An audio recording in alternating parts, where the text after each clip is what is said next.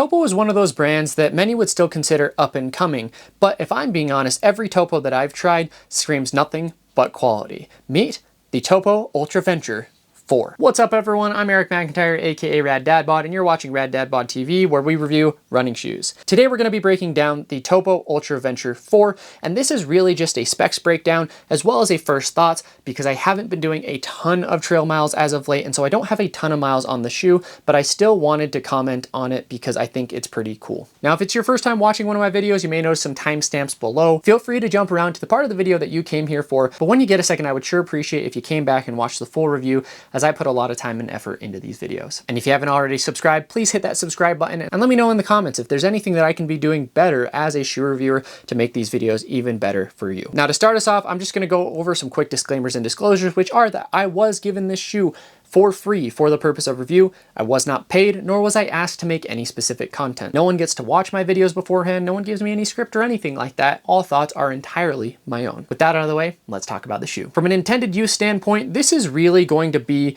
kind of your daily use trail shoe, maybe even a road to trail or kind of gravel running shoe. As such, that's how we're going to evaluate the shoe today. From a price standpoint, the shoe comes in at $150, which is very competitive for this space, especially for the quality that you get in the shoe overall. Now, from a fit standpoint, Topo is a little bit unique. It's one of those brands that have the anatomically shaped toe boxes, and so you do get a wide toe box overall. From a length standpoint, I do feel like the shoe maybe fits a little tiny bit short, but not so much that I would want to size up into an 11. I wear a 10.5 and I would stick with my normal 10.5 in the shoe and do. Other parts of the shoe, I feel like the heel does fit either wide to kind of standard. So if you put on the shoe and you feel like the heel does fit a little bit wide for you, maybe use a runner's knot. I didn't feel like I needed one though. And something interesting about most Topos that I've tried is that although they do fit wider in the toe box and the heel, they do tend to fit not narrow, but narrower than the rest of the shoe in the midfoot, and as such they fit a little bit snug in the midfoot, but I would say it's more of a standard midfoot fit. Moving on to the specs, the shoe comes in at 10.1 ounces, which is fairly standard for this type of shoe, and you have 35 millimeters in the heel, 30 in the forefoot for a 5mm heel to toe drop. Now breaking down this shoe, the upper is a recycled engineered mesh with PU overlays throughout the shoe for added just kind of stability or structure to the upper. So all that means is it's basically a mesh, and I do believe it's kind of a dual layer or a kind of like a fused mesh overall here in the upper. And then there's these plasticky or rubbery elements throughout the shoe, kind of here in the toe box or on the toe cap, as well as here on the side. And then you do have this plastic kind of structured or this rubbery structured heel cup there as well. Now this shoe is what I would call maybe light to mid cushion in the upper, and so you do get some comfortable cushion here in the heel cup. You get that curvature and it's very, very comfortable. You kind of have that mid cushion tongue. The shoe isn't like hyper cushion. It's not going to really overheat you in my opinion when you're out there, but instead it's going to give you a fairly breathable overall experience while not sacrificing on the comfort end. I found that the lockdown on the shoe was really, really good. I probably took the shoe where it didn't need to be, which was up a mountain summit and then straight down with a lot of really steep descending, and we'll talk about the outsole, but again, this shoe is not necessarily meant for technical terrain, and so it was out of its element, but I still felt like I had some solid lockdown in the shoe, other than maybe some slight shifting forward in the shoe on those downhills, which is where I most noted kind of some of the length of the shoe as I started to bump up just a little bit into the toes. But for the most part, the upper did what I needed it to, and again, I didn't feel a need to size up or anything like that. I was very comfortable in the shoe for the majority of the ride. Moving to the midsole, you have what is called a zip foam, which is a lightweight. It's somewhat soft, but it does give you a little bit of rebound as well.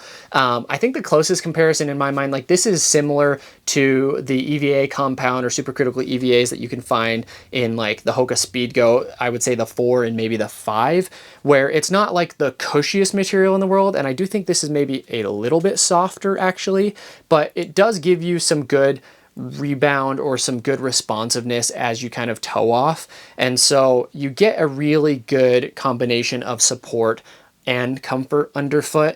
And 11 or so miles in, I didn't feel like my feet were getting beat up by any means. And again, there was a lot of incline and a lot of descending done in this shoe. I know the most recent Speedgoat model has some people disappointed in how firm that foam is. So if you are a Hoka Speedgoat fan and you're looking for something, at least for non-technical terrain, that's going to be a little bit more comfortable underfoot, then this may be a good potential alternative for you. Also, if you're just looking for a wider fitting shoe and you maybe been using Ultra in the past, I've heard some people are really frustrated with Ultra's quality control.